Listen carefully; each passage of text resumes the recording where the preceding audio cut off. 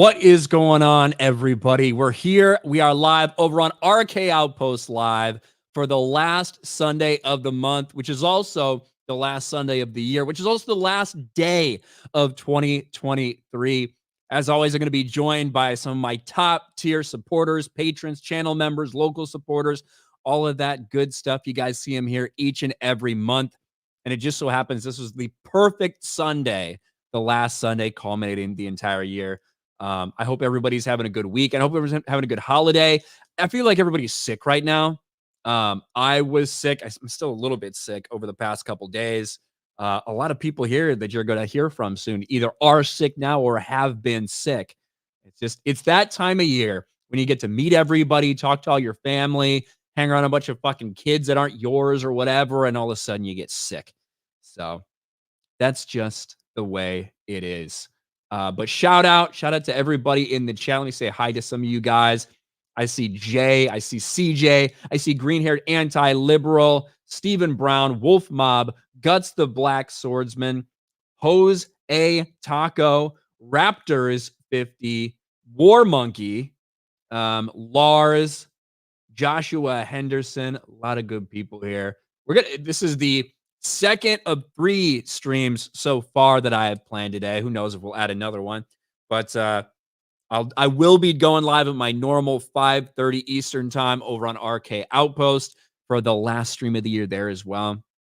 But let's get right into it. Let's bring these good people in. Oh, wait, real quick. I saw a super chat from Villa Idiot for $5. Just want to say thank you to you and your community for keeping me sane in a year that seemed intent on driving me crazy. Everyone here is great. Well, thank you, Villa Idiot. I appreciate the support. I'm glad you're watching. I'm glad we were able to help in our small way. 11K to 300K. Yes, I'm close, right? A couple months, and hopefully we can get to 300K. That's the outside goal is maybe I could hit by the end of the year, but no, it's okay. Got close. We got pretty close. Anyway, let's bring in all these fine people here. We've got Patty. What's up, man? Hello, hello. You are one of those people who sounds like you've been sick lately. Oh, basically since you were over at Amfest. Oh, okay. Yeah. Oh, it's been lingering then. Oh, yeah. There you go. Will not go away. Yeah, I feel like that was like a month ago, but it also feels like it was last weekend. Time is very fluid right now with so much shit going on during the holidays. But good to have you here, man. Good to be here. We've also got Sir Reaper. What's up, bro? Oh, I finally get a 3-day weekend because my day off happens to be Tuesday. Oh, there you go. That's nice. I know these last 2 weekends have been great. You actually got Monday for Christmas off then, huh? Yep. Well, that's good. I got paid for it too. Gets off and get paid. Well, that's fucking nice. Hey, Mormons pay well, dude. That's true. I get paid when I work. And that's the way I like it. That's why I work a lot. We've also got somebody who else is sounding a little rough. We got Biggles. What's up, Biggles? Hi, everyone. I sound like shit because I've been yelling at children for a week and a half. And I haven't had to work in that week and a half, so all my work was yelling at children. Yeah, that's it. That's all I got for now. Good job. Yeah, that sounds like a great way to spend the holidays, to be honest. Yeah, it was fun. I even got kneed in my spine while I was sleeping. Yeah. Wow. The 9-year-old thought it was funny. You almost got paralyzed. I know. You dodged a bullet. And now we have someone who's very close. It's very close to the new year for them. He's probably getting hammered as we speak. Mr. J. Long live the new king of Denmark, Christian X. And Happy New Year to all of you scumbags. Fucking Christian. That's incredible. Christian X, yep. Who did he replace? Margrethe II of Denmark. The current longest reigning head of state in the world. Wow. That was probably after the queen died, huh? Yeah. In the oldest royal house in the world, by the way. But this queen didn't die. She just abdicated the throne. Yeah, she's 86 years old, and she needs her retirement. She's 86 years young. There you go. Yeah. I will have been dead for about 30 years by then, minimum. Yeah, not a chance. And fresh off a vacation, I think we've got Sleazy from Sleazy Society. What's up, man? What's going on? Well, everybody else was sick, huddled in their homes. I was at least sick on a white beach surrounded by beautiful women and crystal clear water. And then you also got sick. Yeah. Yes. Okay, And now did you get the normal type of sick, or did you get the wrong type of sick over there? He's got the Well, that could be the normal kind of that could be the right type of sick, depending. Yeah. I'll leave your imagination up to that one. It wasn't How's the man. the flu, gonorrhea, so, man? No. I'm good. I'm good. And finally, at least for now, you never know when people might roll into these. We got Grandmaster Chris. What's up, man? What's up, guys? I hope you all had a nice holiday season. I did, because not only did I celebrate Christmas, I also celebrated my 26th birthday and my mom's 49th birthday. So I'm glad it all worked out, especially because right before that, I also got sick. Like, I'm talking about, like, vomiting all day, couldn't eat anything, master of fevers, and the mother of all headaches. And this was happy during, birthday. Thank you. And this was all during a week when I had mandatory overtime and had to work 60 hours a week. I remember my first part-time job. Yeah. That's rough, Grandmaster Chris. But Yeah. Merry Christmas, happy birthday to you and your mom, who turned 49, I guess. So shout out to her. And yeah, we're all here. We all survived the holidays.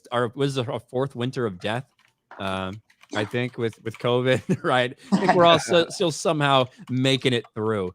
But shout out to Dante's Rage for 5 gift memberships out there as well. Thank you very much, Dante Rage. And I see some more people. Shout out to those people that got turned green by Dante's Rage. The Green World Order. The Green World Order. That's right. Angelina says hello, RK Outpost. Hello, Angelina. Yeah, 2023 has, well, one, I feel like it's gone by really quick, but it has been a nightmarish year for the entertainment industry. We did get some good stuff.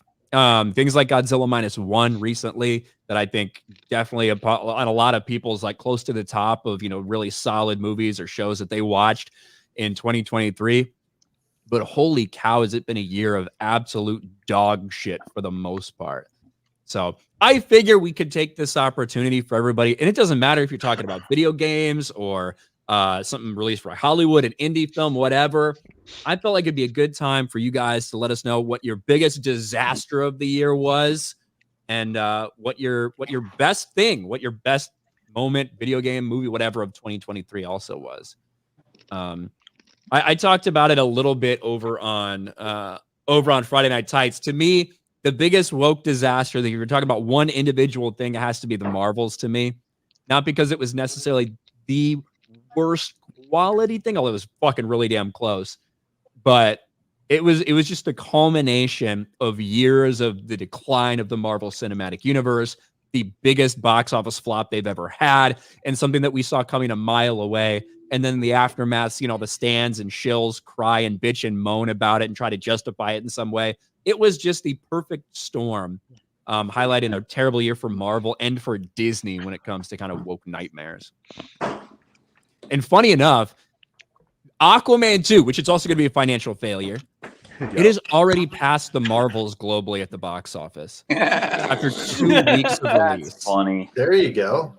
Yeah. Although, to be fair, that's not really a high bar. No, it's not. But considering how many, considering all these fucking Disney shows that were out there being like, I don't see the same energy for Aquaman flopping as the Marvels, and it made more money than Aquaman and all this shit. It's like, But it didn't. Because you're like, just wait a little bit for the Christmas boom. That's almost as delusional as all those people saying, why is there so much misogyny in Star Wars fandom? There's always been women. And I'm just like, thanks for that, Sherlock. Did you just discover what women are? So they're so close to getting it, and then they pull a U-turn. They don't even know what they are. But at least we can give Aquaman 2 some credit for once DC outperformed Marvel. For just once. Yeah. After a year of The Flash and Blue Beetle, they finally did something right, and it still failed. I wouldn't call Aquaman 2 doing something right. It just it's a really long. fucking forgettable, little less than mid film that happens to be coming out around Christmas. But here's the thing: would you rather be forgettable or complete trash? Oh, forgettable for sure. I'd rather be forgettable. Yes. Oh yeah. Like just look at Marvel's earliest failures. Like you've got the Incredible Hulk, you've got fucking Iron Man 2, Thor 2. Those are all very forgettable movies. But they're not as bad as Iron Man 3. I don't know if I would call Iron Man 2 forgettable. I don't think it's super good, but I remember actually a lot of the movies. Compared to current day, and current day, they're fucking Gone with the Wind level movies.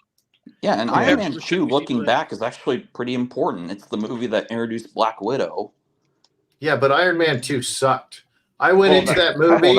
We snuck a 30-pack into that movie, and I drank about 15 of them because that's how bad that fucking movie was. Yeah, there are some important things in that movie, like introducing Black Widow, changing from his Palladium core to the upgraded core. So, I don't care so much that they introduced Black Widow, so much as Scarlett Johansson was actually attractive back then. The one thing I hated in the movie was the character of Justin Hammer. It was just, my God. It was a parody. It was a fucking parody. That's just Sam Rockwell. Sam Rockwell is Sam Rockwell. You're not going to un-Sam Rockwell, Sam Rockwell. Like and they cast Mickey Rourke as the villain just because he just got off doing The Wrestler. Oh yeah. Got to capitalize on Mickey Rourke's popularity while we still can. And he was in The Expendables, so he was pretty around that time. Fucking remind me again who the villain was for Iron Man 2? Whiplash. Yeah, I think okay, it was that's what I was thinking. But then what was Iron Man 3? It was Mandarin. The Mandarin. The fake Mandarin. Yeah, the fake. Where they straight up rip off the plot of The Incredibles. Oh my God! You were my hero, dude. Anybody tell me how they actually managed to get Sir Ben Kingsley to do this role? How did money? Well, he probably started doing the role, doing the whole Mandarin thing, thinking he was going to be the actual Mandarin, and then they probably just filmed that Trevor Slattery bit near the end. But just think about that. There was once a time when Marvel could release a movie as terrible as Iron Man 3 and still gross over $1 billion. Yeah, now exactly. they don't have that benefit of the doubt anymore. That time wasn't that long ago. We saw Captain Marvel. Again, as we constantly say, it took place between Infinity War and Endgame, and they marketed as this is the missing link. You gotta watch this to understand Endgame, and ultimately, that didn't really happen. I would actually like to know exactly how much they spent on marketing for that movie. A lot. Oh, a lot. That's all I gotta say. Probably even more than Black Panther. I've watched Endgame once. I'm never gonna watch it again. I will admit, Black Panther 2 was marketing fucking genius. Oh, it was. Black History Month, yes. Oh, yeah, it's marketing genius. You are literally I love fighting it. racism. The sociopathic business major in me loves it. It's amazing. But that's kind of the thing. We look back at some of these, and a lot of those, like Black Panther, is a very average movie, right? Completely mediocre. Never saw it. Overhyped for sure. I hated the fact that they have such a great group of actors in the movie, and they're just so underused. It's just, pardon my friends, a CGI fuckfest. Well, I think that like Chadwick Boseman is super fucking boring in Black Panther. I think he's way better in Civil War. His appearance in Civil War, I think he's way better than he is in his own movie. That's the same thing with Spider-Man. He's way better in Civil War than he is in his other movies. I liked Homecoming. Homecoming was actually pretty good, despite all the irritating race swaps. Remind me which order those came out in. Homecoming, Far first. From Home, and No Way Home.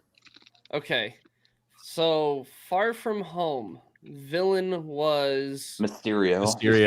Fake Mysterio. Fake Mysterio. Thank you. Yeah. Thank you. Okay. Yeah. I never saw it. Okay. Jake Gyllenhaal. That's right. I remember the memes now. Oh, the most annoying thing about that movie was them referencing his spidey sense as a Spidey tingle. His Oh my- his Peter tingle. Peter tingle. Oh my god, that pissed me off so much. That's such That's such fucking terrible retarded. writing. Sounded like a sexual reference. Oh, That's the God. point. And the fact that if it was working, the movie would have been over like right away. I really disliked a lot of MCU Spider-Man. But it was the crazy part is I've disliked him from the beginning. But after No Way Home, I want more of it than I ever did before. Because my biggest problem with it was you don't have to see Uncle Ben die, right? You don't have to see with great power comes great responsibility. You don't have to see that loss, but it needs to be felt. And there needs to be that sense of responsibility that Peter has. And he never had that through those first three. It's like, I mean, it's him being like, man, I just really want to go to prom, but I gets pulled in this. Man, I just really want to go to college and have fun with MJ, but I keep getting pulled in these superhero things. And same thing is the same thing in No Way Home in the start of it. It's like, I just really want to go to college, but I keep having to be a superhero. And it's not really until grows up.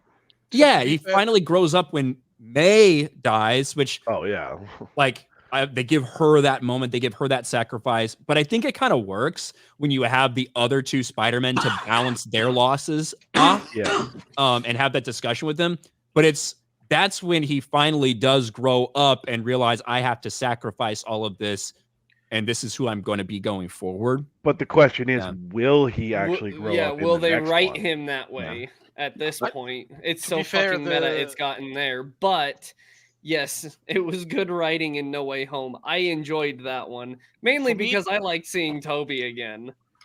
For me, Tom Holland and all the Tom Holland movies, that's not the real Spider-Man. Yeah, it's Spider-Boy. It's not Mary Jane. It's not Mary Jane. There's a reason why she's called MJ. Yeah. They're not allowed to call her Mary Jane. It's not the real Spider-Man. But she's Michelle Jones. If Tom Holland gets set free, he could actually pull off a good Spider-Man. But the way it is now, it's just not. It doesn't feel right. I don't really blame him. I blame the way they set him up in the MCU and him being so reliant on Iron Man's tech and everything. And then that bugged me. And now at the end of No Way Home, where everybody forgets about him, and he is in that fucking shitty apartment, about to be like your friendly neighborhood Spider-Man. That's like, man, I want to see that now. Like you've taken everything from him. You stripped everything from him. You've taken all the advantages, everything, and you've brought him down to the hero that he should have been from the beginning. That is the one thing I liked about the latest Spider-Man movie. He finally gets to feel the loss the two others had. It came full circle because he hadn't felt that loss until now, and he was way too jolly for me. He hadn't lost his uncle. He hadn't lost his girlfriend. There was just something missing, and he finally did that in the last movie. So I hope he gets another standalone movie where we get to see the real Spider-Man. But the question is, will we actually see the real Spider-Man? No.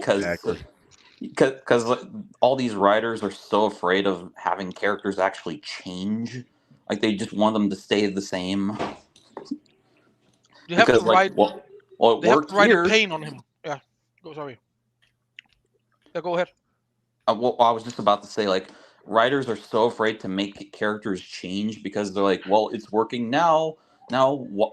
Like, they're afraid of risk. They're afraid of like taking characters into new, interesting directions because they're afraid of like losing what made these characters popular in the first place. And as a result, like, it just causes stagnation. And I don't think they're afraid of it. No, but I don't think that they're able to write it because the pain that he suffers, they can put themselves into that place. So they have no idea how do I write this? How do I put Spider-Man into this situation of extreme loss of somebody who he holds dear? How do I put him and how do I write this? They have no idea. Yeah, because they've never faced adversity in real life. Exactly. Oh, they don't have any creativity either. Nope. Like, they have zero. Everything we've seen come out of them for the last couple of years has been copy paste BS that they've taken from other movies that doesn't work because they don't understand how it became created. They don't understand any of that. They don't have a creative bone in their body to create anything. They just have to rip everything off. That's why everything's a reference to something else. Yeah, like, did you look at the Marvels? It's a rip off of Spaceballs. Let's steal the air and let's steal the water of planets. Prepare Operation Vacuum Suck. Oh God. Yeah, the idea of taking the atmosphere from one place just to shove it into your fucking planet. That might be the dumbest plot point of a lot of dumb plot points we've seen. And it was a little bit overlooked because the movie's just so goofy and stupid. Well, I mean, and Spaceballs is a parody. You know, I actually would have liked the Marvels if they were literally combing a desert. That probably would have actually made it funny, and I would have enjoyed it. We ain't found shit. Yeah, this was truly the year when the Marvel Cinematic Universe shifted from suck to blow. Giggity goo. But remember, something good could come out of this. I'm very little hopeful for this, but there is the chance of a hostile takeover of Disney. I don't know if it's feasible if he has the funds to do so. I do pray for it every night before I go to bed. Please, dear Lord, give us, But I don't think it's board member. Yeah, Mr. J. Maybe one day Kathleen Kennedy will be fired. No. She can stay there. But if somebody's above her that has another opinion than her, who's the boss, she can't do shit. And what I've heard of this guy, that he's very, very anti-woke. He hates the seal. But it's like $90 billion or $100 billion he needs to find. I don't think he's super anti-woke. I think that's he's anti not making money. Exactly. He's pro making money, right? Yeah. Which by definition can be anti-woke, right? But it's not like he has some massive ideological I don't think he comes in it with a massive ideological tilt. He is friends with Ike Perlmutter, right? Who I could think you could describe Ike Perlmutter's a little bit anti-woke, but the idea of an actual hostile takeover, I don't think that has really a snowball's chance in hell. What I do think is that the pressure of it and the knowledge of it could potentially force Disney to at least slow down or make some changes to not risk alienating more shareholders. Yeah. Because of that threat. That's kind of how I see it, but I don't think in terms of an actual they're gonna be able to force Iger out. I don't think it's gonna happen. Well, I don't think the changes will come about unless he does somehow manage a hostile takeover, because that company needs to be wiped out top to bottom and reset. If he does get on the board, I think that basically, and I think that's potential. I think somebody with that many shares could force their way on the board. I just don't think, again, you're just one member of a 12-person board or whatever it would be at that point. But obviously, you'll be partial to a lot of shit. I mean, he's got $2.3 billion worth of shares or something, right? It's like, so he legally should be able to get into the board. Well, not necessarily. There's nothing that will necessarily entitle you to a board spot like that. Oh, okay. But it makes it a lot easier. Mm-hmm. And his argument, I mean, right now he has way more shares. His company, Trian Investment, controls way more shares than pretty much everybody else on the board combined. Yeah. And that's part of his argument. It's like, listen, a lot of people on this board, they don't actually have skin in the game, right? My investment company has a lot of skin in the game, and we really care about the future of this company, not just making sure we agree with the CEO. That's kind of the angle of attack he's coming from right now. And it's sound business logic too. That's what's hilarious. I think 2024 is going to be even worse for Disney than 23. But I think out of 24, we're going to see a change. But we'll have to go through 2024 and the projects that they've been working on for the past year. When they're done, that's where we'll see the change, but not before 2025. Well, I don't know. The problem Mr. is, J. I think the Acolyte's going to bring all the subscribers to Disney Plus. The Acolyte is nothing but colorful diarrhea. Bro, I can't wait for the Acolyte. That's got to be one of the most anticipated movies most anticipated series of 2024. It's going to buy you a new car, Ryan. Yeah. I don't know about that, but these companies, they need to hit rock bottom, and they haven't yet. Oh. Despite all of the massive failures they've had so far, they still once they're actually facing bankruptcy, then you'll start to see a change. Well, according to Bob we're- Iger, the only reason the Marvels failed is just because they didn't have enough supervision For the unqualified black director, I agree. that they cast. Well, I we're just starting wanna- to see changes, but the only problem is these companies are too big to pivot fast, right? Like Yeah, even with ESG being rebranded because it got such a bad rap. Like we're seeing the change. The only problem is they're too big to pivot. I just want to remind you that the Disney shares used to be $189. Now it's Mm. 90. They've lost more than half of their value. And really, I'm waiting for it to go to $37 so I can buy a share.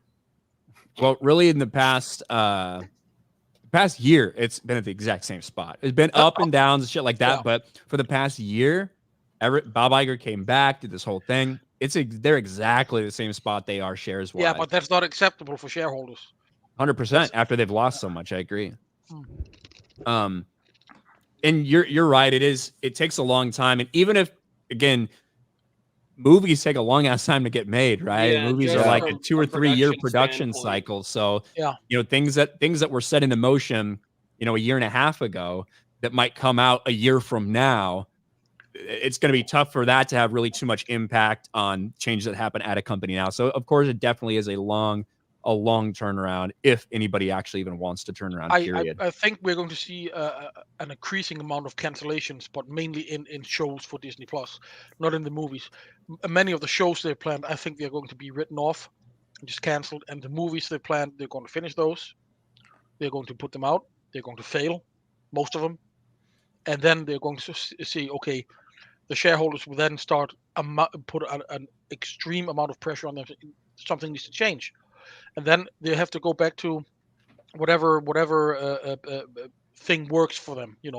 Boy IPs, girl IPs, back to the things in the Disney parks where they say, what did they used to say? Welcome, boys and Ladies girls, and gentlemen. ladies and gentlemen. These are the things they need to go back to basics and then start all over again, and actually repair the damage they've done for the past 10 to 15 years.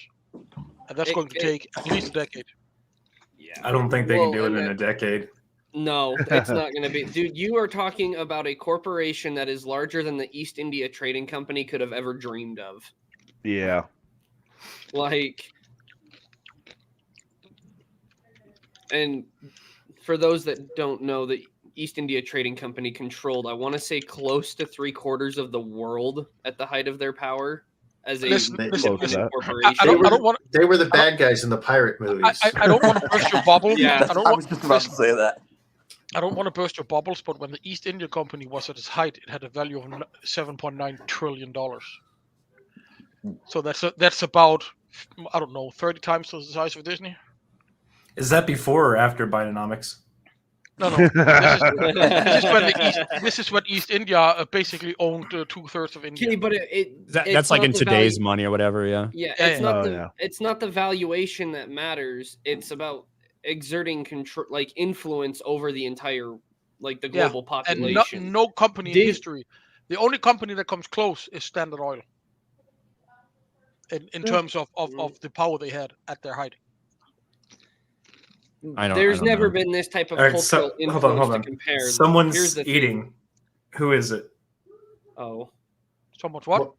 Okay. Is somebody Chris. eating? Yes. Who's got the potato chips? Tortilla chips with cheddar cheese and smoked chipotle salsa. Thank you, Jesus Mexico. fucking What the fuck Christ. were you Mexico. just trying to say? Oh my god! Yeah, that's English. That's English. Oh, that's so fucking rough. I'm sorry. Reckons the English. What is this, Chipgate? Angelina has asked a couple times, how do you react to the Ahsoka series finale? I've got a reaction of it on this channel, actually. I thought it was dog shit. In South Park Yeah. Pandaverse, I made videos about that, and I thought the Pandaverse special was hilarious.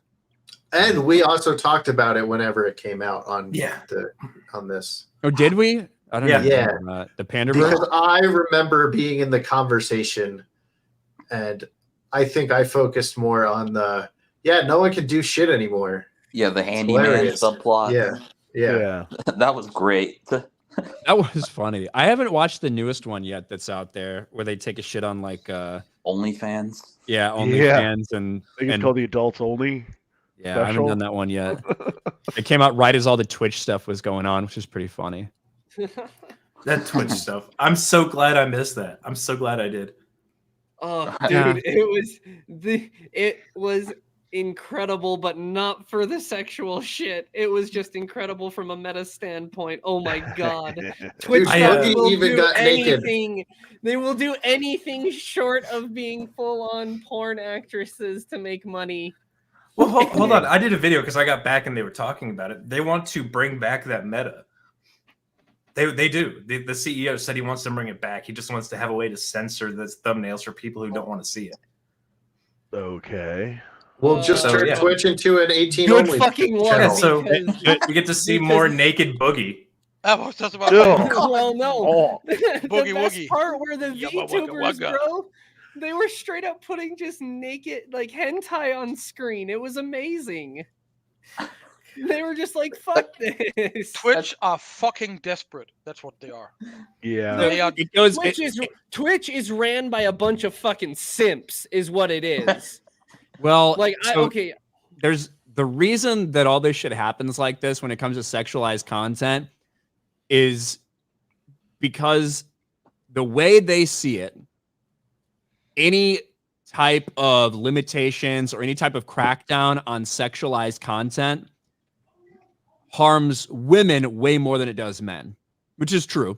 But the way they see it, it's like disproportionately affecting women. So people at Twitch are very hesitant to do those things because they're they want to make sure they're promoting female streamers, and they're already like paranoid that there aren't enough big female streamers out there. So that's why these decisions, they're so fucking retarded when it comes to this stuff.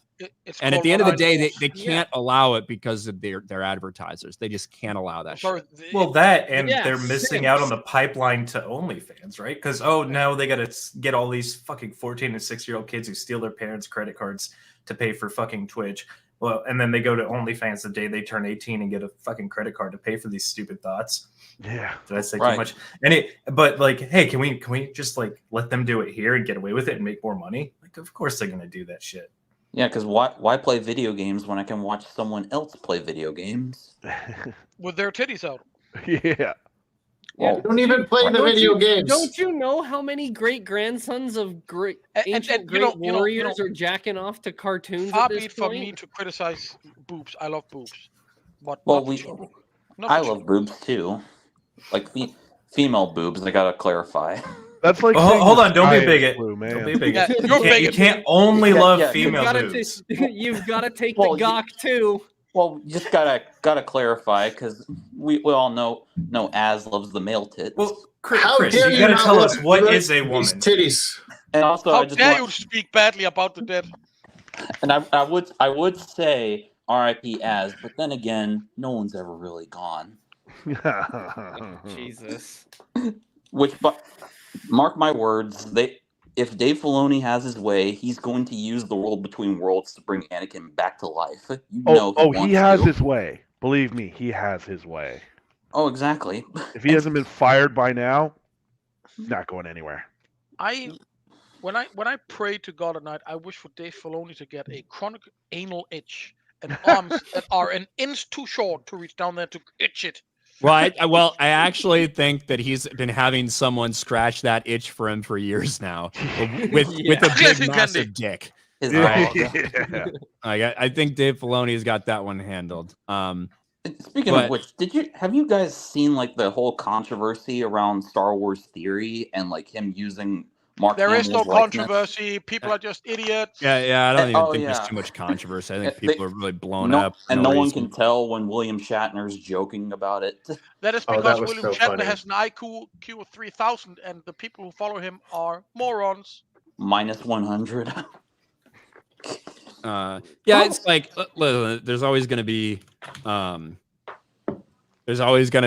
even me, right? There's people that fucking watch every single video I make, take a screenshot of it, post it on Twitter.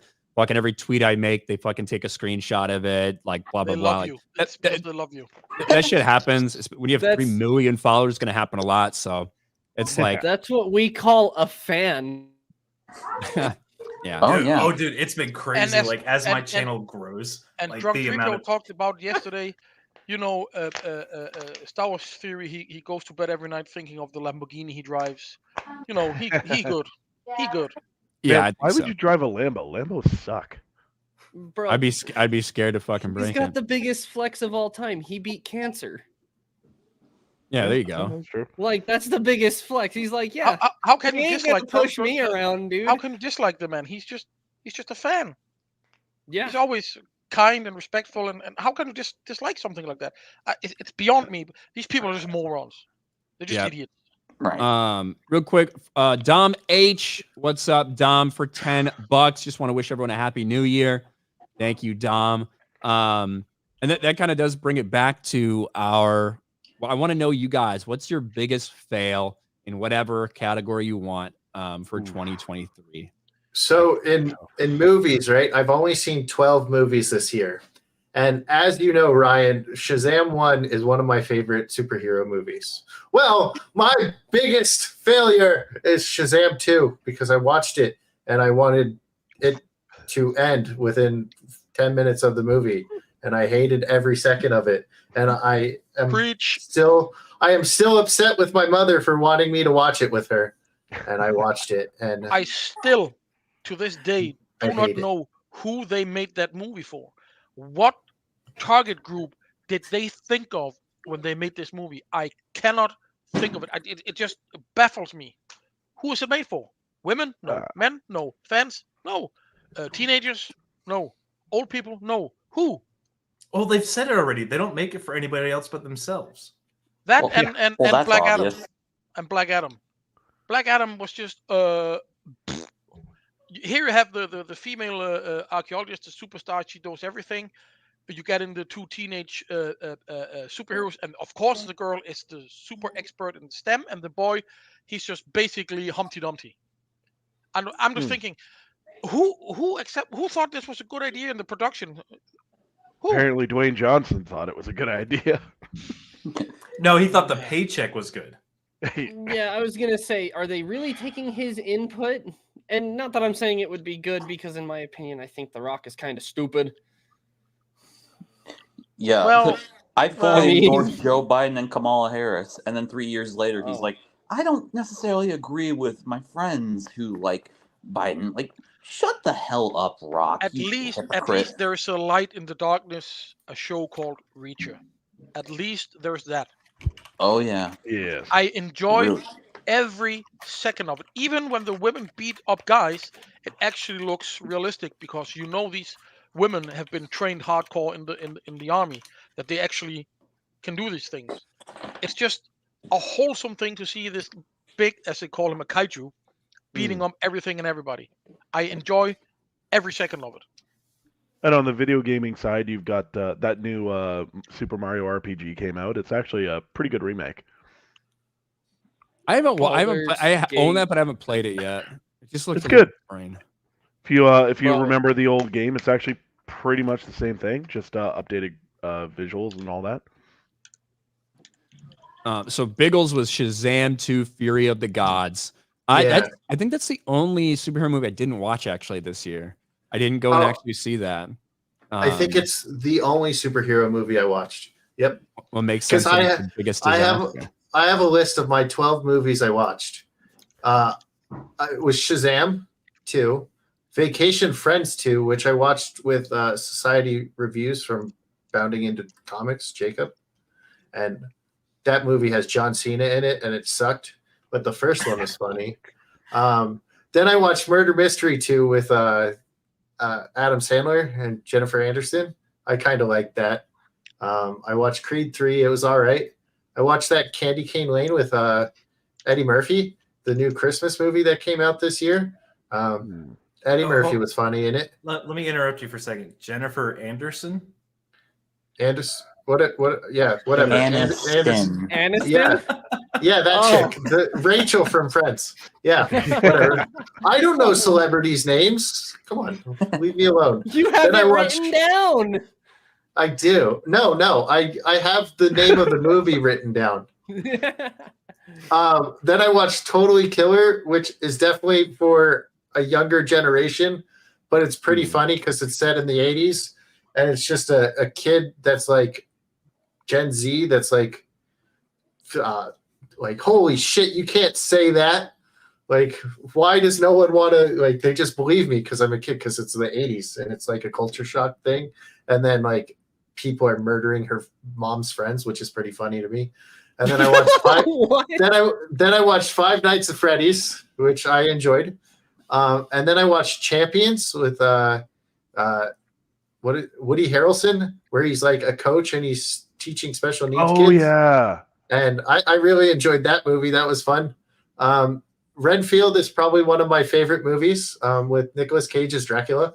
That's one I didn't get to see that I was kind of semi-interested in, except the fact that it had, God, what's that dumb bitch's name? Aquafina. Aquafina's Is she the Asian girl? Yeah. Yeah, the Asian who it talks in a black accent.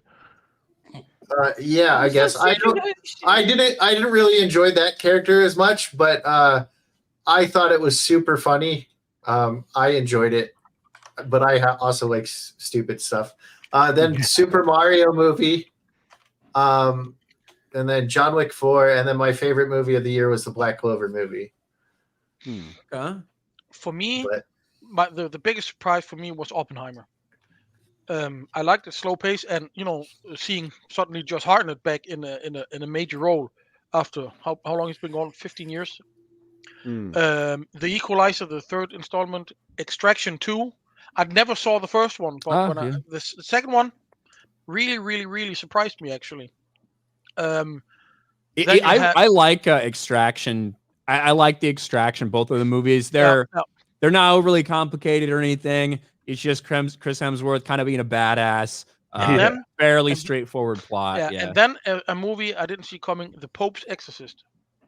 Oh yeah, with Russell Crowe, right? Russell Crowe, yeah. I mean, that's really hardcore. A movie I haven't seen yet. I've heard a lot of good of it. Is what's it called? Insidious. Oh. The Red Door, and then I watched a movie with Nefarious. It's called Nefarious. Yeah, Nefarious is good. It took me a while to watch it. It's really good. No shit, that he deserves an Oscar for that role. He really does. He is really, really damn. He's a nasty piece of work in that movie. Sean Patrick Flannery, right? Yeah. When it comes to games, the one above all, Hogwarts Legacy. No. I like Hogwarts Legacy. Gameplay-wise, that game looked like dog shit. But no, not the one above all. Hold on. Not a single nomination at the Game Awards. I don't give a shit. You know what? About the it was Game a great Awards. 2008 game. Yes, thank you. Thank you. None of you played it, you fucking nerds. Bullshit, I 100%. Oh, fucking shit. You. I like Hogwarts Legacy, but I also didn't play very many games this year, so I can't really. Bro, I didn't play Baldur's Gate. I didn't play Baldur's Spider-Man. Gate I is didn't fun play as fuck. anything. So. Fuck Spider-Man. Fuck Baldur's Gate. I didn't play Spider-Man, but I might have tried a certain future game that might have ended up on the internet. Oh yeah, and it's not a terrible alpha build. A superhero movie or a superhero game? It might be superhero related, yeah. It might be an Insomniac. I'm not gonna say who it's from. This one's got a bit more implications. Well, as far as flops go, I'd say the worst one for me is probably got to be Dead Reckoning. That's your worst movie of the year? Oh. Well, that's your biggest disaster of the year? In terms of the expectation I had for it coming out of Fallout, yeah, I would say I expected a lot more of it. I expected it to perform a hell of a lot better, and I expected it to be, a lot more, I guess, relevant. But it just came out and was kind of a thing that came out. Yeah, I mean, okay, so you don't think... I think the quality wasn't up to necessarily the last couple that had come out, but I don't think it was a bad movie. I didn't say it was a bad movie. I just... Okay. Yeah, like, to me, I think that was a little bit of Tom Cruise hubris in not moving the release date of that movie. Yep, that definitely didn't help. thinking that he was owed something by the IMAX theaters because of everything that happened with Top Gun Maverick and refusing to move. Probably not thinking that Barbie and Oppenheimer would be as big as they were. And he got fucking buried by them. Like, he got absolutely buried by Barbenheimer. Because I mean, you think about all the other big movies that came out, like anything from like all the DC stuff, all the Marvel stuff. You have no expectation for that. You expect it to do dog shit at this point. But this is a movie that, you know, it's still, the franchise is still strong, and you expect it to do better, and it just didn't. Well, I mean, that happens to anyone who gets good. Like, they get a big head about them, they get knocked down a peg or two, and then they're probably going to try and do something again. Let's see if they learn. Had Oppenheimer come out like 15 years ago, we would all have expected it to do good. But because of the shit that came out for the past 15 years and the type of movies that came out, movies like Oppenheimer, we don't expect them to do anything, and then it just hit like a nuclear bomb. It really did. it came from the interstates left, and it just, you know, blew everything away. Made $1 billion. By the way, worst movie, Dungeons and Dragons. Really? Oh, like D&D was fine. I thought it was way too long for the kind of movie it was, but I thought it was fine. I enjoyed it. And of course, the latest installment of Fast and the Furious. Fast 10. Bro, I couldn't even stay awake for Brie Larson in that, man. I couldn't even stay awake for her. Listen, just admit you love the woman. Just write her and invite her on a date already. Who said Ryan? Ryan's going to have to fight Lethal for that, right? Ryan's going to have to fight Lethal for that. Lethal lives 4,000 miles away. He doesn't stand a chance. He will find a way to get into a country he's not allowed in. But yeah, for me, my biggest disappointment for games was Spider-Man 2. I wasn't going to buy Spider-Man 2. And you guys know I like Beardo, right? So I'm chilling in Beardo's chat and the Venom part comes on. And I was like, okay, I have to buy this game. Now, I did not pay attention to any of the other shit that was going on. But I was like, I have to play this Venom thing. And then I played it. And it was the most mid piece of shit I've ever played. And so it's like the only ratioed video I have on my channel is people getting mad at me for saying this game is mid. It's not as good as the first game. And I was like, the web slinging is slower, but I guess I didn't clarify that. And everybody was like, no, it's faster in this game. But like they go in slow motion when you're web slinging a lot. And it's the most annoying fucking thing ever. So like that was my biggest disappointment with Spider-Man 2. And then my favorite game of the year was Persona 5 Tactica because it's a turn-based tactic game and it plays better than all other tactical games that I've played so far. So I really like it. And my contender for worst game, even though I've played it a lot, is Diablo 4. Diablo 4 was pretty bad. I'm utterly disappointed. Well, I mean, especially after Diablo 3, it was a huge letdown. I saw shit on it. That was the first patch broke the game even more, and everybody hated it after. I've got a contender. Course, the Alan Wake and all the other shit games.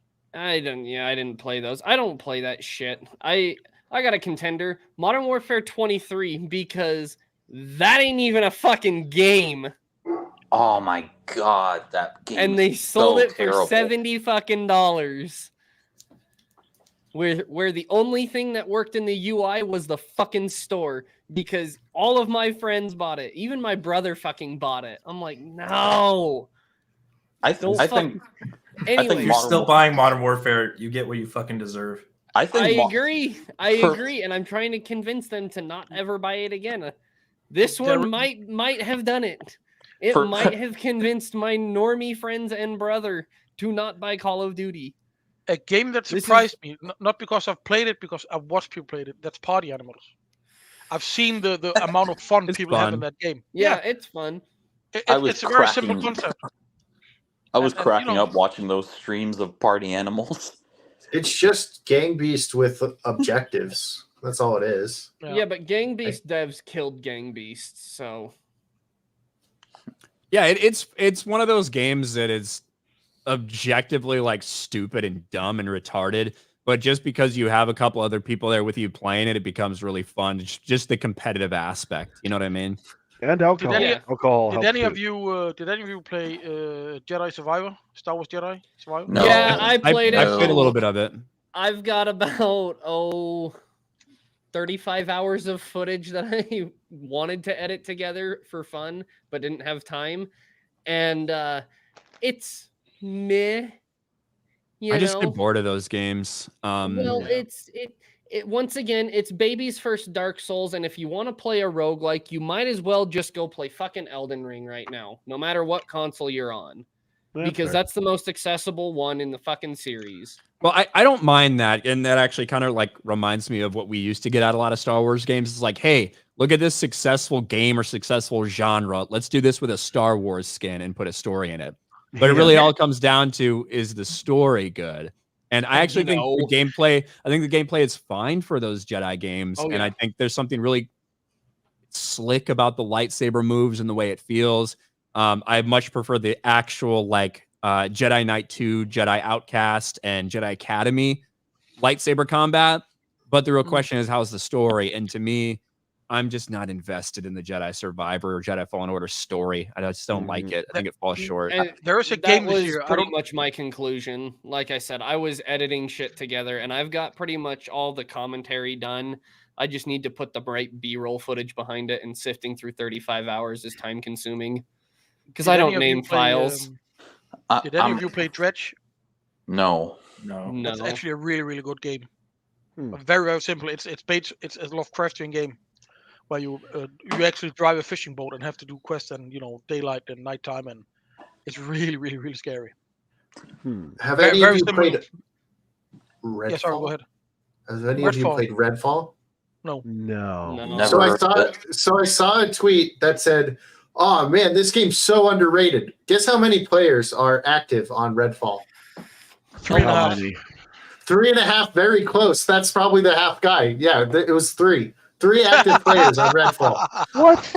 It's considered like dog shit game. There was 3 people, and some person was like posted on like Twitter that they're like, "Man, this game is underrated," and everybody was like, "We found one of the 3 people," and like it was so bad that there's even an article I think from like The Gamer or something like that, and it was like 3 active players on Redfall. Jesus. So it was. That's how bad it is. 2023 is the year of games that what could have been. Games like Starfield and whatnot. That Starfield never had a fucking chance, bro. Don't delude yourself. No. It never had a fucking chance. Games that had potential. They do about Starfield. Games that had potential, right? No, that's what I'm saying. Starfield never had a chance from the get-go. From inception, it was doomed. Because if people haven't learned by now, Bethesda doesn't make good games. Nope. The last good game they made was fucking Morrowind. The best Fallout was not made by Bethesda. Whoa. What? Morrowind? I disagree. I think New Vegas is really good. Oh yeah, I like New Vegas. That's what I said. The best Fallout is not made by Bethesda. Oh, that's right. And that's New Vegas. Made by Obsidian Studios, the same company that made, in my opinion, the best Star Wars game, Knights of the Old Republic 2. Yes, that would have been relatively similar studios at that point. But like even Fallout 3, the same Bethesda did not exist for the development of Fallout 4. The only people that were there were Todd Howard. You ever meet any of the other Bethesda developers? You ever see them? No.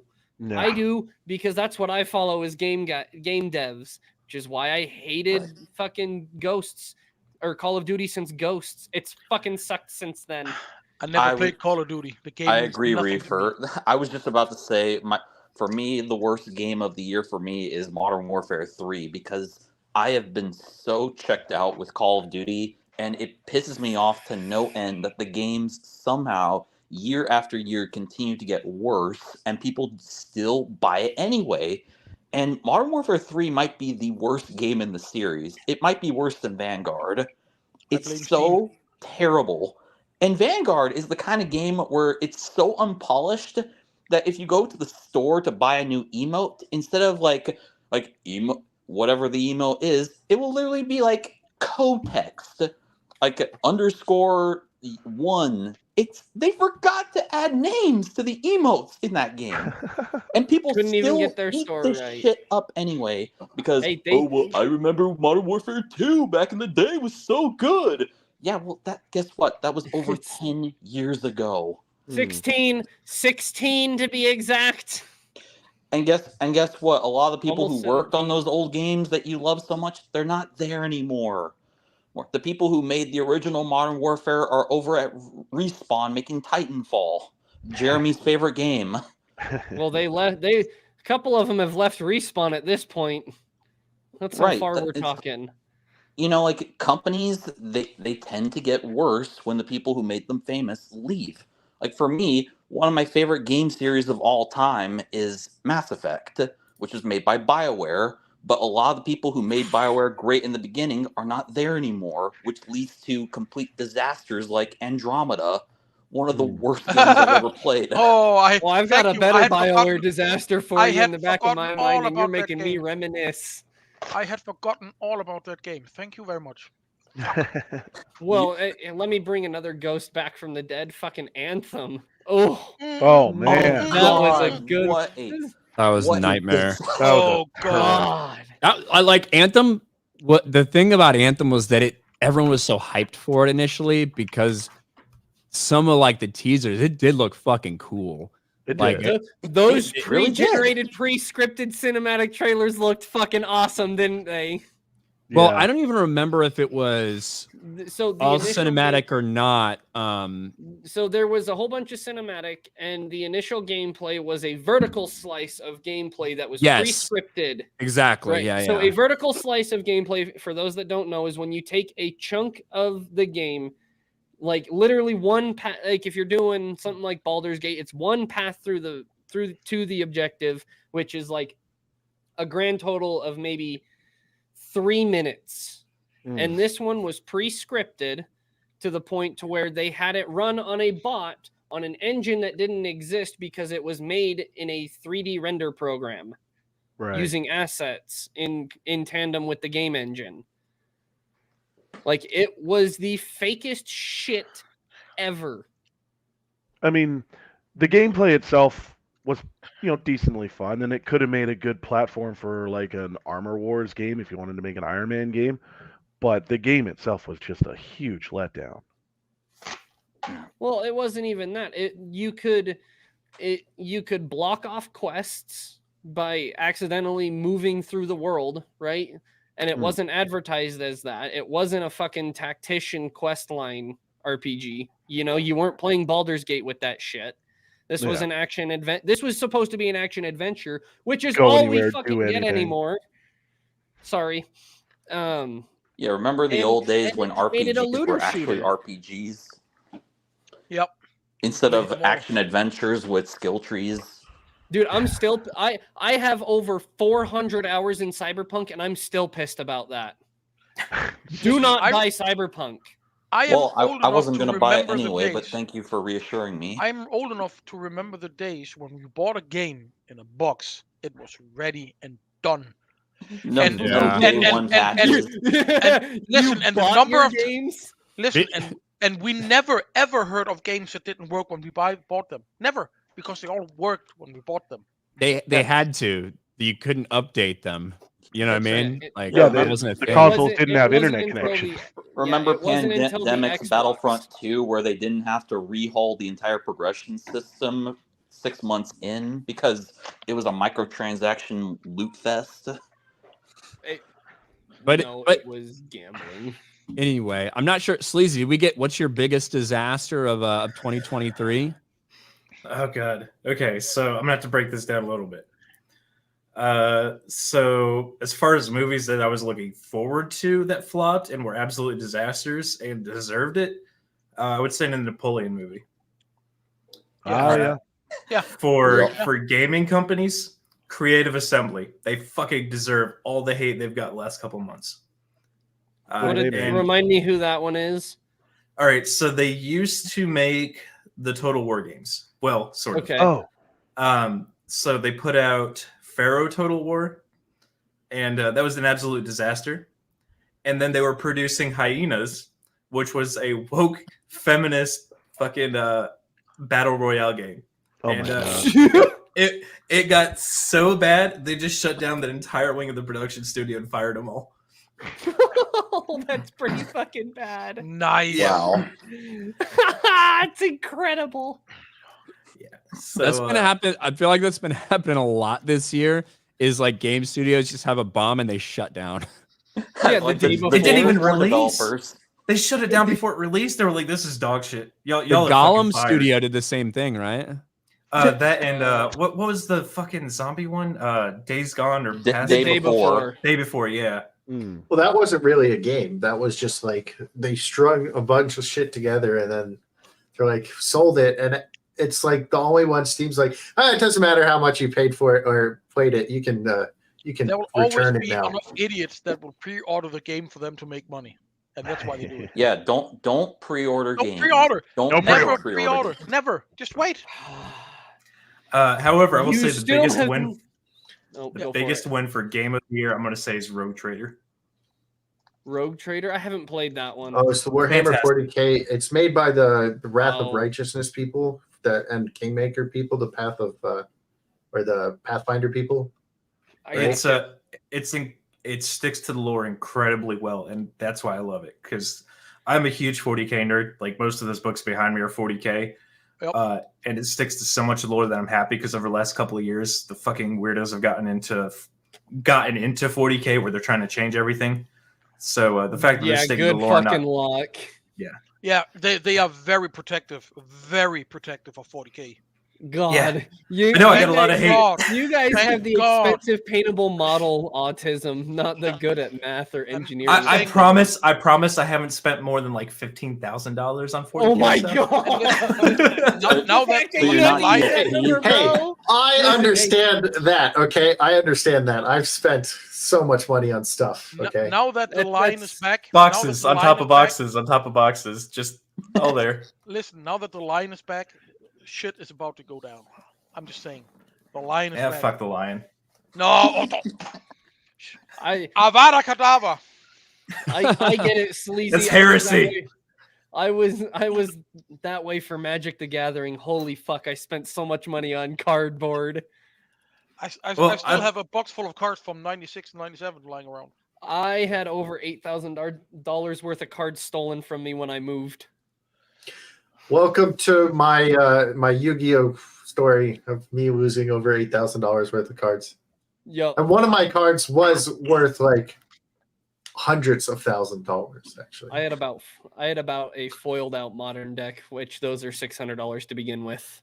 I had a Yeah. I had a Star Wars Lego set that I could have sold for like a couple $100, and instead I only got like 50 because me and my parents had no idea what the value of Lego sets was. Oh, it's high. I got all. I got think all it's the old shit based- from the 80s. Because kids should be the ones playing with Legos predominantly, and then they should not be that expensive. It's fucking plastic.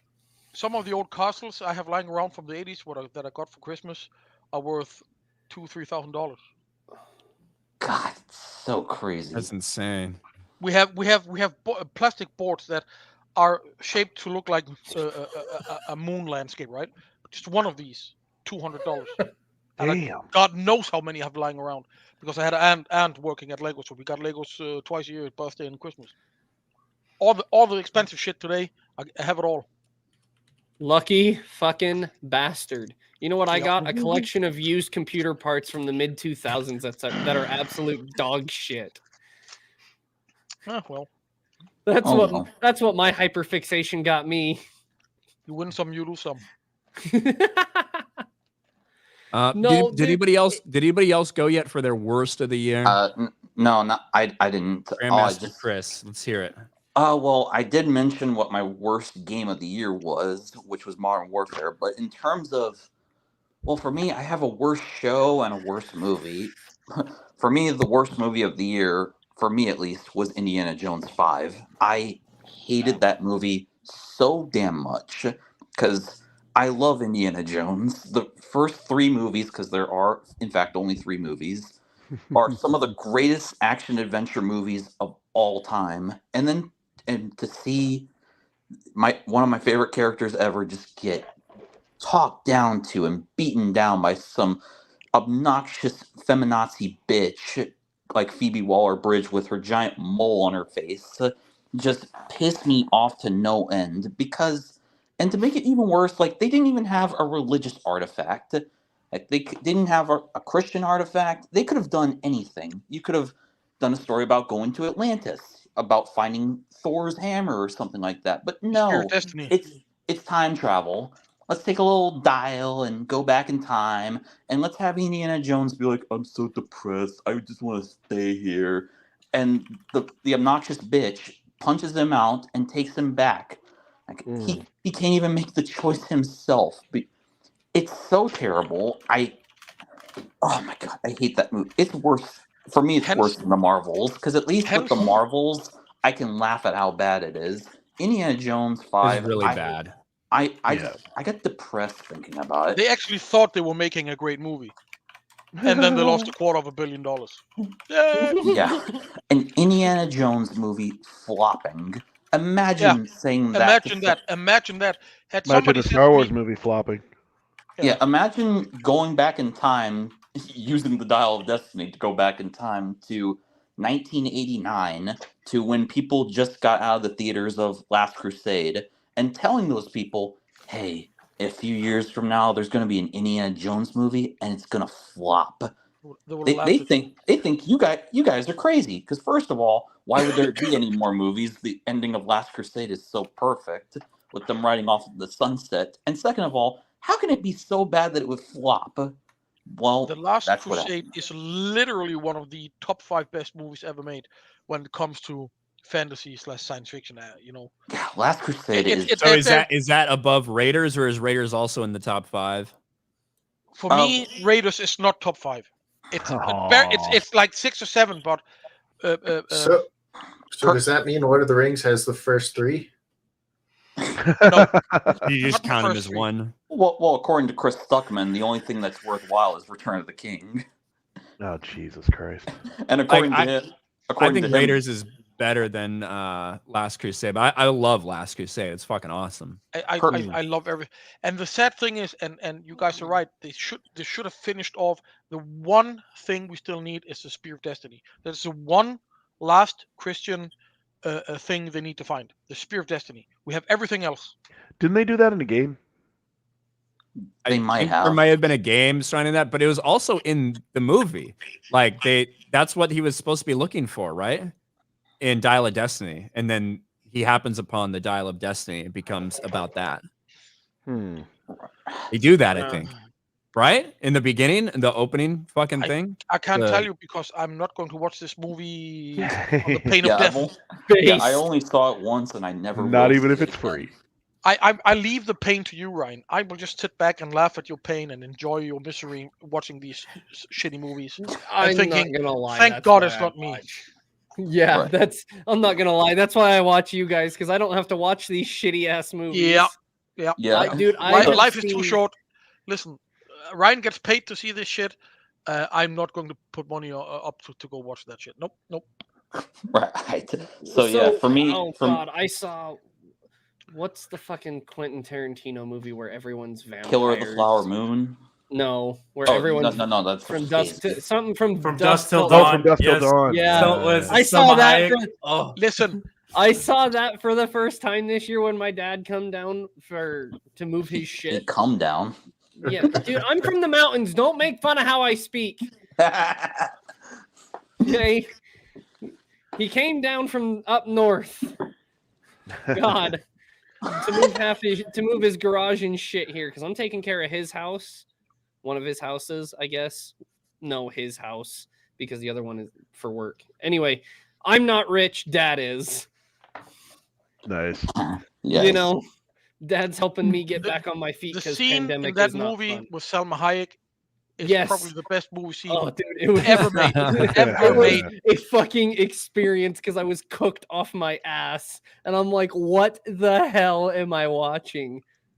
Quentin Tarantino wrote a script where someone took a shot off Salma Hayek's foot and cast himself, the absolute fucking mad lad. Yeah. I would have too. Oh, baby.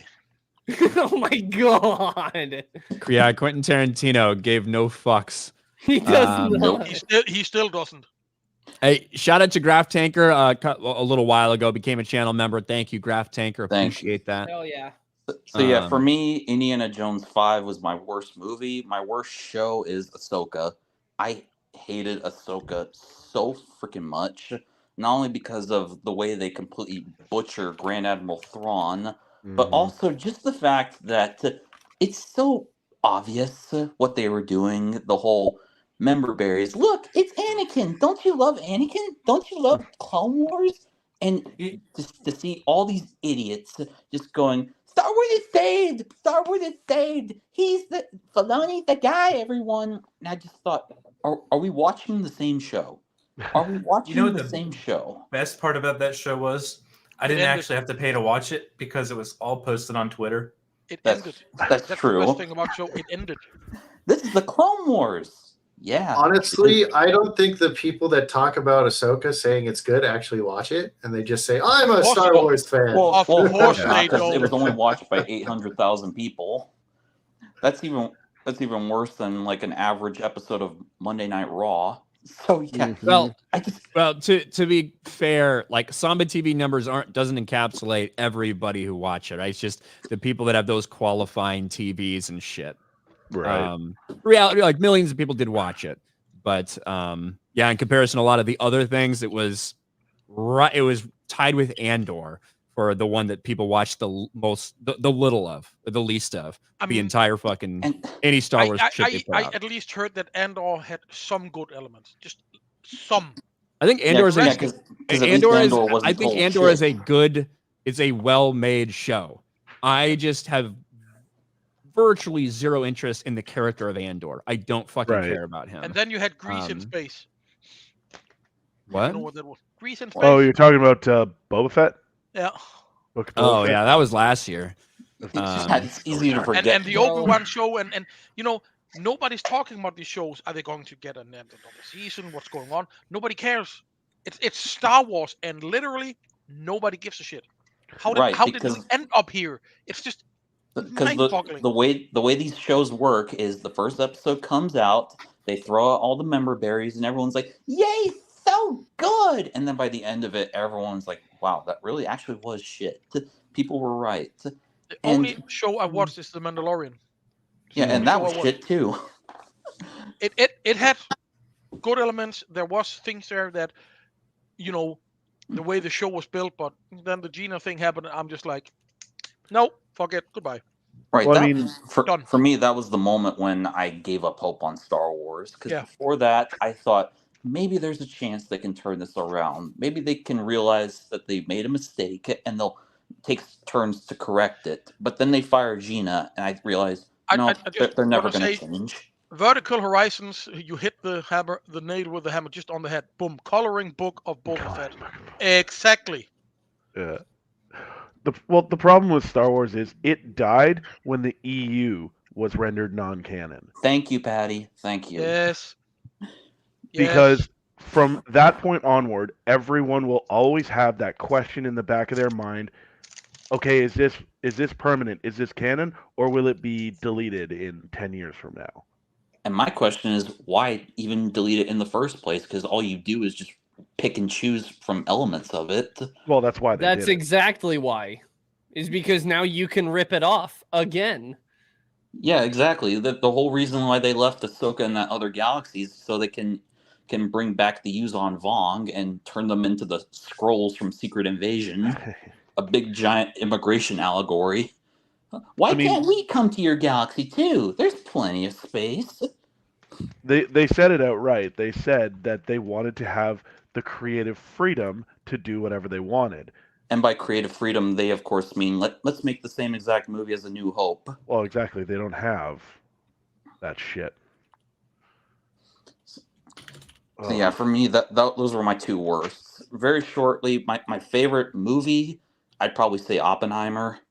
And for me, my favorite TV show, I know this is kind of a weird pick, but I really liked Picard season 3.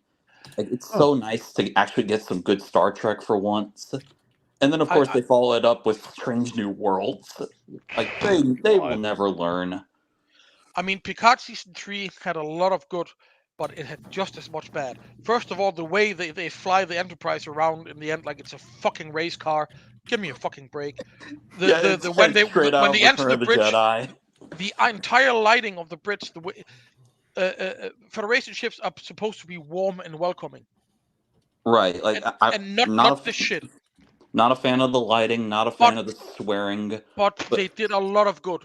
Let's not, kid ourselves. They did a lot of good, and he really tried. He really tried hard to make it. Yeah, what's his name? Terry Metalis? Terry Metalis. Give him a new show. Just give him a new show that takes place 20 years after Voyager.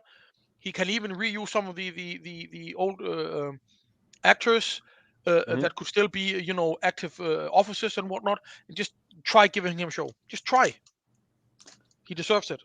Well, I mean, he clearly will never happen because it's smart. Oh yes, he did. I thought the shittiest show of the year was Velma. Oh yeah, that came out the very beginning of the year, almost a year ago. So yeah, that does count.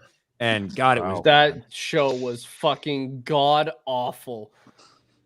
I am so glad It's a Gundam watched it for me and just posted the fucking clips because never before have I seen such a hateful, racist show quite like Velma. And then, of course, Robin Hood. Don't worry, all that will be overshadowed by the American Society of Magical Negroes. Bro, the American Society of Magical Negroes is like that thing. I can't wait till that shit comes out, dude. I showed the trailer of that. I showed the trailer of that movie to my black uncle, and he was like, "What the fuck is this shit? This is some retarded shit." Did you tell him it was what was it called? Something Society Magical Negroes? I don't know. I wasn't paying attention. I was very hesitant to say the full title, but I've said it like a million times in videos. Like, yeah, I don't understand why Gary's you afraid can say to say the title of it. What, the word Negro? Yeah, it's I think it's fine. N-word.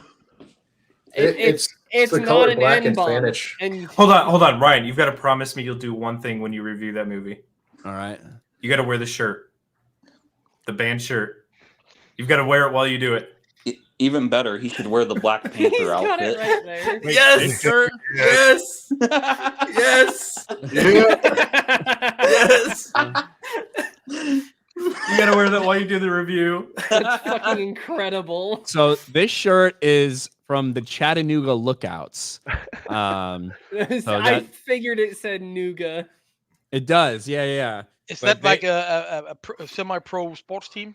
It is minor league baseball team. It's a minor league baseball team. The Chattanooga Lookouts. Their symbol are like eyes, and like Nougat is something that people from Chattanooga just refer to the city as.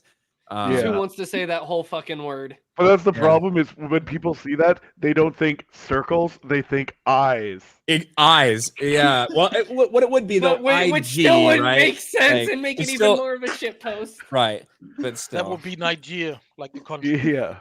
Do you guys remember that segment when Vince McMahon walks up to John Cena and he says, "Keep it up, my N-word"? And then he walks in and goes, "Tell me he did not just say that." Man, wrestling used to be so fun back in the day when they didn't give a shit about offending people. Now it's like it's all been replaced by the CM cunt snowflake generation that gets offended by everything. To be fair, they are trying to turn it around again. To be fair, I don't know if they succeed, but they are making it less family friendly. They're trying, but whether they succeed or not, they're trying, but they won't succeed. It's going to take I mean, we are never going to have the Attitude Era again. That amount of high-end wrestlers, their potential of bringing good shows and good entertainment, we'll never have that again. Never. Well, much like how Dave Filoni is going to save Star Wars, CM Cunt is going to make pro wrestling great again. He's going to be the modern-day Steve Austin. Unless they can clone Steve Austin and bring him back, it's not going to happen. By the way, the greatest wrestler of all time. He's certainly up there. No, greatest wrestler of all time. I don't know. Have you seen what No. Goldberg's been doing recently? Is he concussing Bret Hart? I hope again? you get diarrhea. Which, by I the way, saw speaking of- that Goldberg, dude- he tackled somebody in an Atlanta Falcons game or something, right? Or he speared somebody. That, and he's apparently been doing videos with like Grantham and Herrera.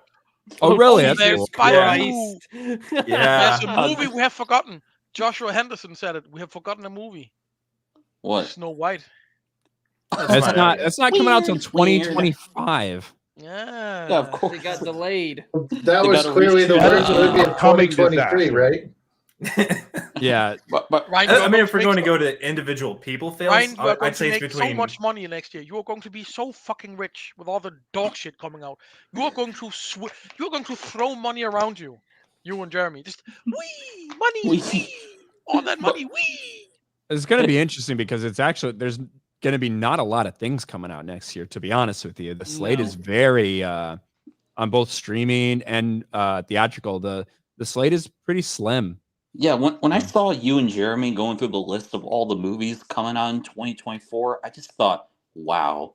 Remember a time when, like, in a single year, we'd get like an Avengers movie, we'd get a Batman movie, we get all these movies that people get so excited for. Now there's like nothing. Remember when we had movies like Seven, The Usual Suspects, Jurassic Park, Pepperidge Farm. Forrest- movies. Forrest Gump. There's shit I'm really excited for. Like Dune. I can't wait for Dune. That comes out I March 1st. cannot wait for Dune. That's like fucking top of my list of probably things I'm excited for. House of the Dragon comes out in summer sometime. So I'm really excited for that. I'll be doing reviews with watch Gary and that Mahler. shit. Reacher's still on. We watched the first 5 episodes. Probably the last episode was probably the worst one they've had, but it was just like kind of a mid episode. It wasn't bad or anything. So I'll be watching the rest of that in the next year. Anime's going to take A Quiet 2024. Place. A Quiet Place. Bro, 3? anime. I don't know. I don't care about A took Quiet Place anymore. I'm done with Anime's it. taken a whole bunch of years. What the fuck you mean?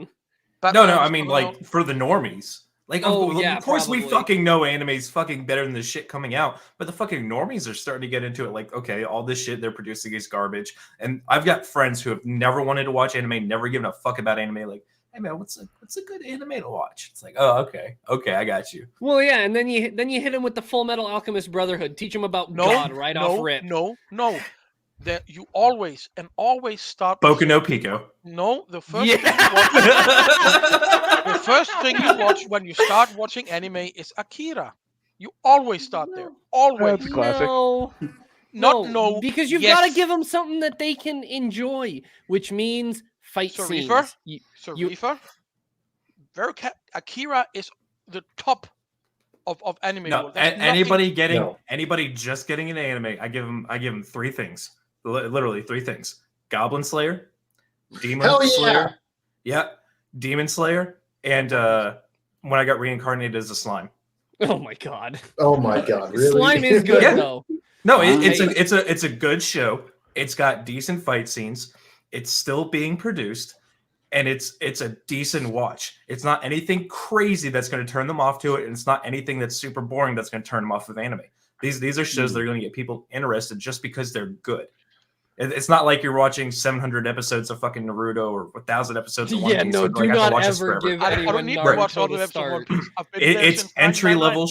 It's entry level shit that you can give them, and they'll be like, "Okay, that was actually good. What are your next recommendations?" And then you start moving because it's like giving your mom Evangelion to watch. She's gonna be like, "What the fuck is this?" And quit watching. You give her something that she's gonna actually like. That's relatively mid-range and easy to watch. They're gonna keep watching it. I don't know. Yeah, Another Genesis good one is Evangelion's a huge Cowboy mindfuck. Bebop. That's a good one. Cowboy Bebop's Yeah. a good one. Yeah. I was gonna say Don't if I'm watch gonna the live recommend action. any anime, I would pick one of the like for entry level, like the classic Funimation dubs that came out on cable TV. So you pick like something like Cowboy Bebop, Gundam Wing, Trigun. Just make sure that the localizers don't mess with the dub. Yeah, that's dude, very it important. Give him don't matter. ghost stories. Give him ghost stories. Yes. It is the funniest fucking shit I've ever seen, and it is Just have so them watch offensive. Berserk. It Just have is them watch Berserk and be over with it. No, you don't understand, Mr. J. You clearly haven't seen this dub. This dub is fucking incredible. It is the greatest thing ever. And like someone used it for like a localizers things were ruining it. But like if you know the story, the voice actors did it in like a day. They dubbed the whole thing in a day. And it's like the most fucked up thing ever. There's a scene where this girl is like dating a dead demon rabbit or whatever, and she's like, What? She's like, I can't date you, not because you're a rabbit, but because you're black. And it's like, what the fuck? It's the most offensive, funniest shit I've ever seen in my life. Did Ryan produce it? No, hold on, Jay. I'm gonna take this. Hold on. There's too many For good black context people in behind this here. dub, the original Japanese show that Ghost Stories is dubbed from, I can't remember the actual Japanese name. It bombed in Japan, but they didn't know it was going to bomb, so they had already signed the licensing rights to the West. And they were like, you know what? We don't give a shit what happens to this show. Do whatever you want. So they just got drunk and fucked off the whole time. And if you want to watch a little bit like a really 90s classics anime, you have Record of Lotus War, you have Vision of Escaflowne, that unfortunately never got finished. Right? That was my introduction, aside Akira, into the anime world back in the mid-90s. That's how I started watching it. Fuck off. But Ghost Stories, most like offensive DBZ fucking now. thing ever. Most Anime. offensive thing ever. It's hilarious. I'm just Fucking sitting here going hilarious. like, what are you guys talking about? I'm well known as a big anime guy, so Oh, yeah. I'm looking As much forward as to Gary is a 2024. gamer. The Look, only anime Ryan, I've ever Ryan, what do I watched. have to do if it's the only anime you watch? Listen, To watch Goblin Slayer. That's it. Just that. What do I have to do to get you just that one? Give me a second. Ryan has to watch Sailor Moon. That's just dumb. No. And I know he has it. Fuck you, I know Mr. he J. has it. No. No, I know he has Goblin Slayer because somebody sent it to him. And All that's right, let me the- show you what I have sitting here. Let me see if I can find. Okay, He needs to I have to see his reaction to that. Yeah, when he episode. watches Goblin Oh, Slayer and he watches that first dude, episode, I I have know to for a see fact he's that. gonna be fucking hooked. Oh, I don't know. I don't know if this is an anime per se, but I think the only anime I've ever actually watched is Yu-Gi-Oh! That counts. Have you It does have you count. seen the actual Japanese Yu-Gi-Oh! King of Games? No.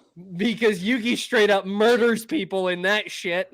There's It one is thing. awesome. There's one thing that baffles me is that when people always talk about the big three, and it's not like I dislike Naruto, but for me it's not even close to being top three. It just isn't. It's not. All right. As a Naruto fan, it's not. I have Make Goblin your screen Slayer. bigger. Some of us All are right. blind. Hey, whoa, that's the one. Hey, you gotta watch that one, Ryan. All right, I got Goblin Slayer right That's here. the one. Just the first 20 minutes. I got Black Lagoon. Ooh. That's a good one. that- Oh Mm. God. Oh, that's a I know an good Australian. one. He's touching himself right now. And I got Cowboy Bebop. Yes. Fucking And then why- fantastic. Someone dude. bought him the manga Berserk too. He's got There's Berserk still- somewhere. Oh Why haven't you God. opened them? I have gotta so much Goblin Slayer shit. I have every single manga and all the Holy side stories shit. of Holy Goblin. fuck. Good I lord. got Oh my Simp. god. Simp and simp. and yeah, I fucking love Goblin Slayer. And then the video game comes out February 28th, I think. I already got that shit pre-ordered. Nerd. I got Nerd. a priestess thing over there. I So got hold the on, you have a movies. priestess thing. You've got the priestess body pillow, is what you're saying? No, I don't have a body pillow. But no, I got a figure. Wow. No, I got this thing too. Listen, Like, do not wish to see your sex dolls. I was gonna No, say, it's do you not a have a sex doll. mason jar to go with that figure? no, That's okay. That's but I okay. got my figure. I love Goblin Slayer. Goblin Goblin Slayer's Slayer good. is fantastic. Goblin Slayer is good. is a New Year's resolution for me to watch these animes that people have sent. So I must admit, Nice. I watched 10 minutes of the first episode of Goblin Slayer, and 8 minutes they just cried. I'm just like, no, I'm out. Oh, No, well, okay, so it is dark. It is the first episode is dark. It's grungy. It's kind of depressing, but that is the only time they actually go that deep in showing how bad everything is. After that, you understand everything and why they hate everything, and they don't need to rehash the point. They don't beat you over the head with it like it's a dead horse. You just know after that first episode, you get everything. You don't need anything else. And The then mangas also- are way more intense. and Oh then yeah, absolutely. But that's why I said you got to watch the anime. you also have So real quick, Miss Martin Muses says Happy New Year with a rose for $20. Thank you so much, Miss Martin Muses. I Happy need to come on her show as well. Her pub crawl. I need to get back to her and give her a fucking day. That will be something I do in 2024 as well over on her channel. So I hope you have a happy new year as well, Miss Martin Muses. Edward Morris for 5. Yo, happy new year, Ryan and panel. Just wanted to get your opinion on the idea of new Harry Potter reboot possibly being animated. God bless. No, They're not doing it. No. Don't. Is that a rumor out there or something? I don't know, but all I know is, hey, Ryan, are you excited for the new Harry Potter show where Hermione's going to be doing some black girl magic? Listen, I'm very hesitantly excited for the idea of the Harry Potter series. If they fucking race over, I'm fucking out, obviously. But I have the tiniest bit of hope in my heart, but I'll probably be dashed. The Percy Jackson series, man. I actually watched. God, that looks terrible. Oh god, it's actually like, I'm not gonna lie, it is a much better adaptation of the movie. The movie was awful. I hear your fucking dog, whoever that is. Sorry, that's me. I have like 2 dogs who just anytime a car passes by the house, they just start barking obsessively. I'm so sorry. Oh, it's all right, but I'm gonna mute you real quick. But you can tell they like really tried to do this right with the books. But then they race swapped literally fucking everybody. Like every fucking character, and they put some random bitch in a wheelchair. It just it's got woke fingerprints all over it. It's distracting in what could have been like a really good adaptation, and I don't. To be fair, they put somebody in a wheelchair in the movies too. I mean, it's not that they put somebody in a wheelchair. Well, no, I'm not talking about Chiron. Like Chiron is in a wheelchair. But I'm talking about they put one of the demigods in a wheelchair. Who I know there is one in the like Heroes of Olympus or Trials of Apollo or something like later on, but not the person that they put in a wheelchair here. So. And by the way, we all know that if they make a new show of Hogwarts, Harry Potter, Hogwarts is going to be an inner city school with only minority people, that everybody is gay, trans, and whatever. It's going to happen. We know it. There's no way they are going to stay true to the books, or at least try to stay true. It's just no way. Well, according to Doctor Who, everyone in England is either gay or trans. I believe that though. Yeah, I believe that. Thank you, the Buzz CJC, for becoming a member. Shout out. Thank you. You guys want to see what kind of cringe lord I was? What? Sure. Oh, wrong set. Why is it? There we go. Fixed it. Hold on. Look at that. What are those? That's Tokyo Ghoul. It's about the most edgelord shit you could ever read. Oh my god. Tokyo Ghoul. It's I usually watch anime about European football. So the thing about Tokyo Ghoul is the anime is fucking god awful, but the manga is really fucking good. Nice. Because the anime took a lot of shortcuts and made the writing more cringe edgelord shit, and then Tumblr picked up on it and it went right into the fucking ground is where it went. I will finally watch some anime this year. Find somebody to watch it with, so you have somebody to spare with. I don't know, Mauler or something like that. Could have been okay. We'll see. But yeah, I'll get through these. I don't know if these are subs or dubs, or if I'm gonna have to read the entire thing. They probably have both since they're the Blu-rays. Yeah. True. And then I'm gonna finally gonna watch it. I'm gonna watch like the wrong version, and people are gonna fucking yell at me for it. That's probably what's gonna happen. But listen, with that being said, whatever version you watch, you're gonna get yelled at. It doesn't matter.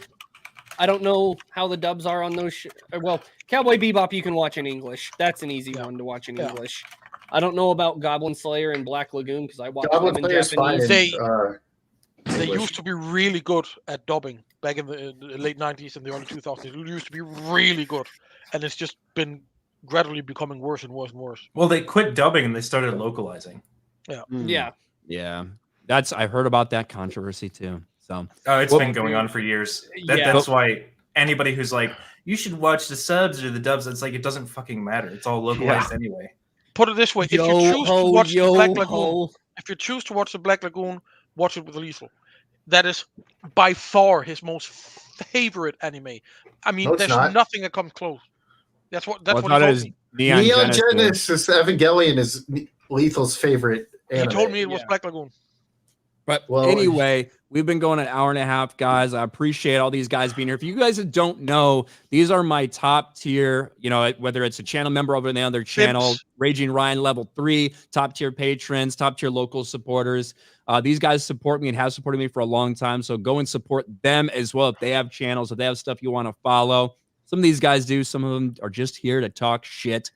But we'll go around the panel and let them remind you of where they are, what they do, and where you can find them. Patty, you got anything to promote? Not really. I'm just here to talk shit. There you go. That's why we love you.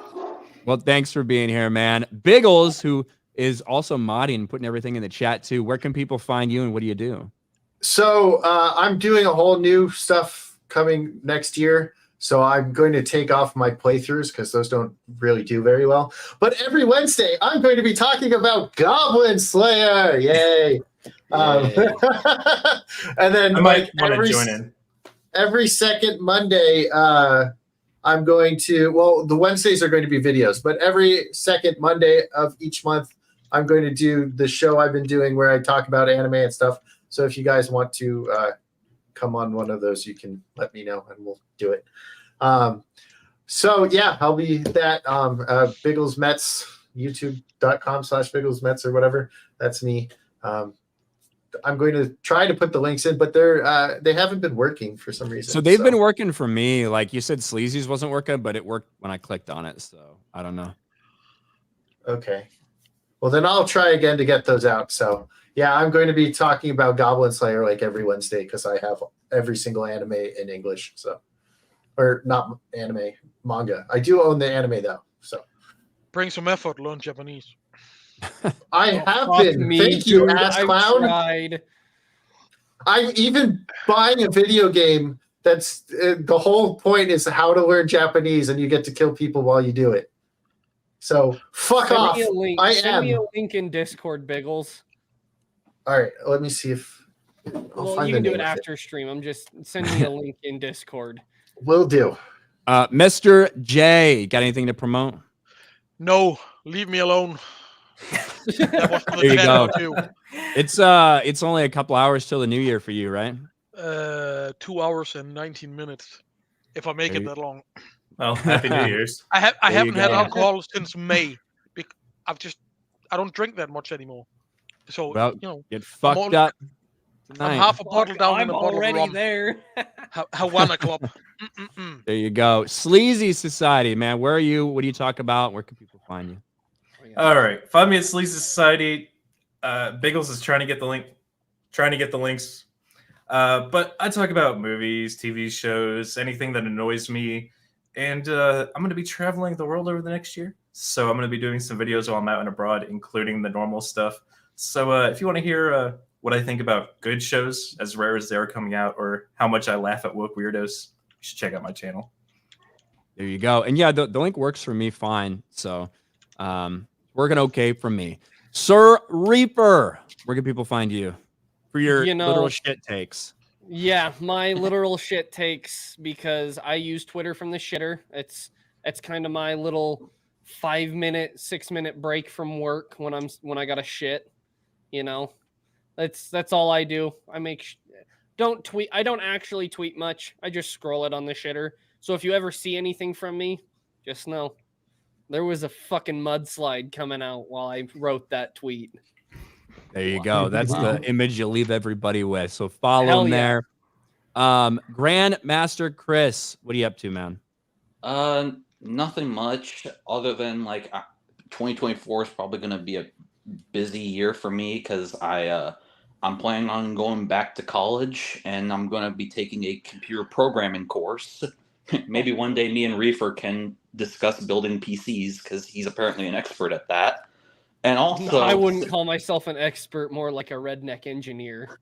that's more of an expert than most people. And one last thing, since it's near the end, we decided to turn this whole show into an episode of bragging rights. I wanted to show you what I got for Christmas, which is the leather-bound Lord of the Rings trilogy that I got from my dad. And he also decided to leave behind a little note in Return of the King that says, and I quote, "To my son, longest movie ever, but I'm glad I got to experience it with you. I love you. I'm proud of you. Proud of the man you've become," and so on and so forth. Yeah, because my dad, he hates Lord of the Rings. It's like, oh, it's the longest movie ever made. Also, he loves Rise of Skywalker. So that's the kind of taste my dad has. Loves Rise of Skywalker, hates Lord of the Rings. Not too many of those out there.